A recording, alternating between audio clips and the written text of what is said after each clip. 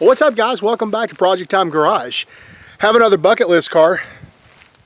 87 Dodge Shelby GLHS Charger, number 754 of 1,000.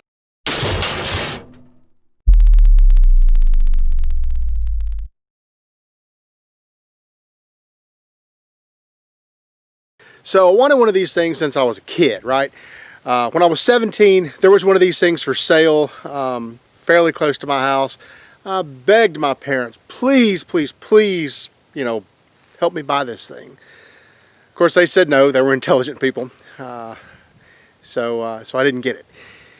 But I daily drove an 85 Dodge Shelby Charger, black and silver. That was my first car. Of course, at back in those days, they really weren't sought after. They weren't expensive. Not that they are today, but still. So anyway, I picked this thing up. It's a one of 1,000 Shelby cars, done at Shelby Americas in California, Whittier, California, I believe. In '87, I think there was about 2,200, 2,100 cars, something like that, that came into the '87 production model year. And of those, 1,100 of them were destined to become the Dodge Shelby Charger in '87, and then the other 1,000 were sent to Shelby Americas to become the GLHS cars. So let me walk you around what I've got. It's not a perfect car, but it's kind of hard to find any mid-'80s Dodge front-wheel drive compact that's decent. This one was daily driven for a long time, and it shows its wear. Let's have a look. So this is it as I bought it.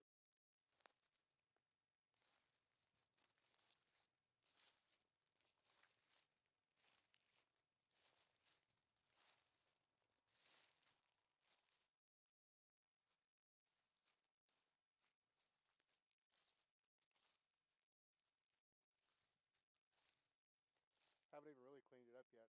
Still got dirt on the tires and wheels.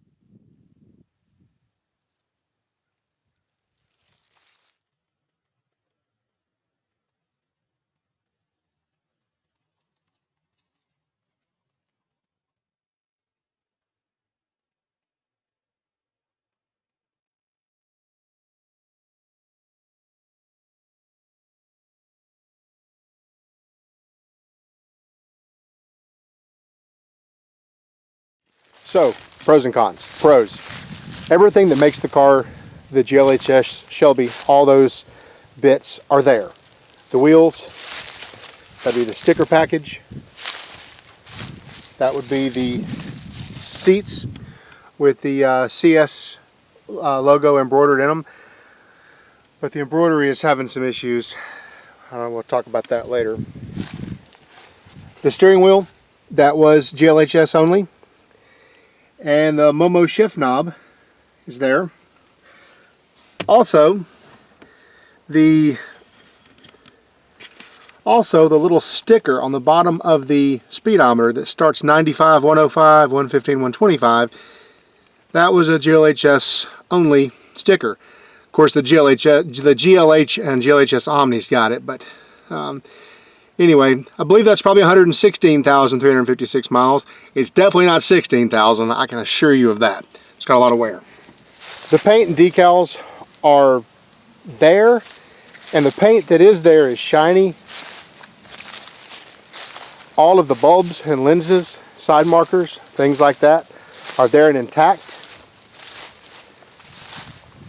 Not in great shape, but they're intact. All of that stuff is there. The sunroof is present and in good shape. The interior is present and in okay shape, but it's present. Radio. Believe it or not, it didn't have the radio in it. It had a JVC, but I just happened to have one on the shelf in my hoard. Never throw anything away. That's my motto. So all of that is there. Cons. It has road rash. It has the paint that's there. Definitely has issues. It's peeling off in a lot of places.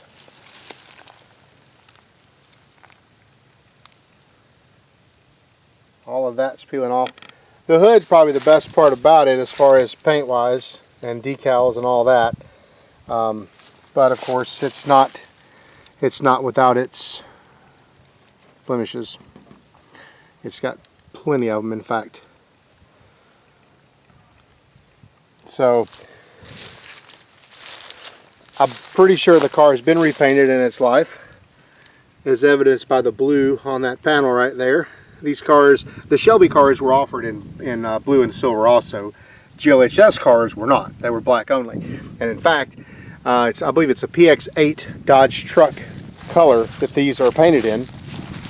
And they're not a base clear, or they weren't originally. Originally they were a single stage paint, which is handy because it's a lot easier for me to shoot single stage paint.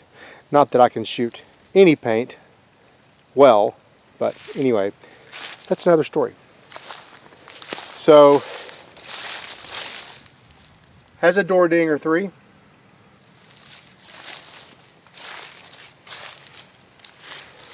More paint coming up right there.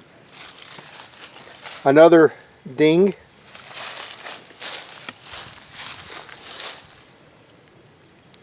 Rust spot.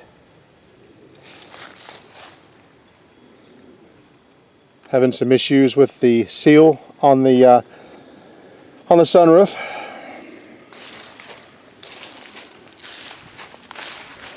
The decals that are there are showing their age.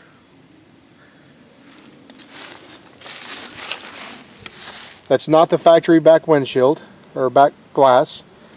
It should have a Shelby, a big Shelby emblem back here. Those are being reproduced, so that can happen. It did not have the right gas cap on it. Luckily, I had one of those in stock. Fixed that up.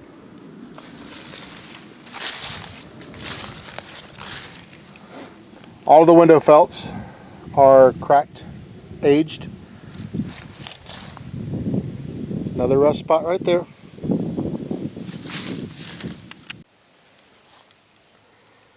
Starting to get a wear mark in the seat there. The rest of the seats are actually okay though, but the wear marks. The stitching will be a problem, I'm sure.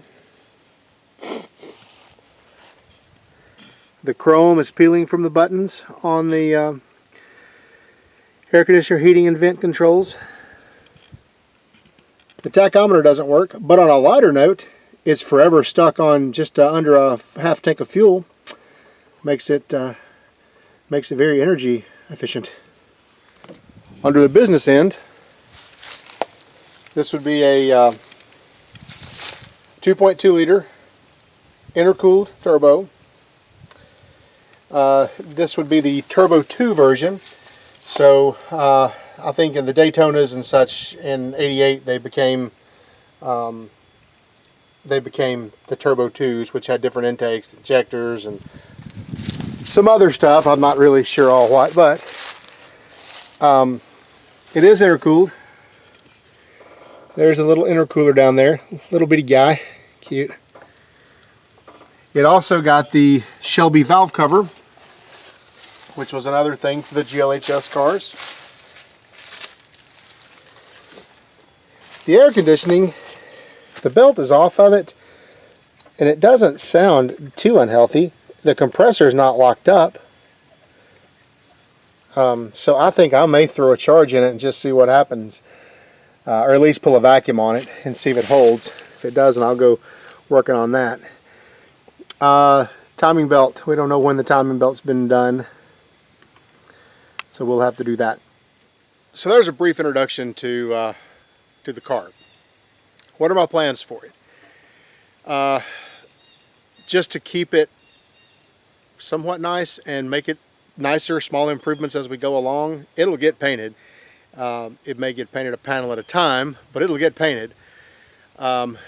Immediately, what we're going to do, we're going to go ahead and do a timing belt job on it, because the previous owner told me he has no idea when the last time it was replaced.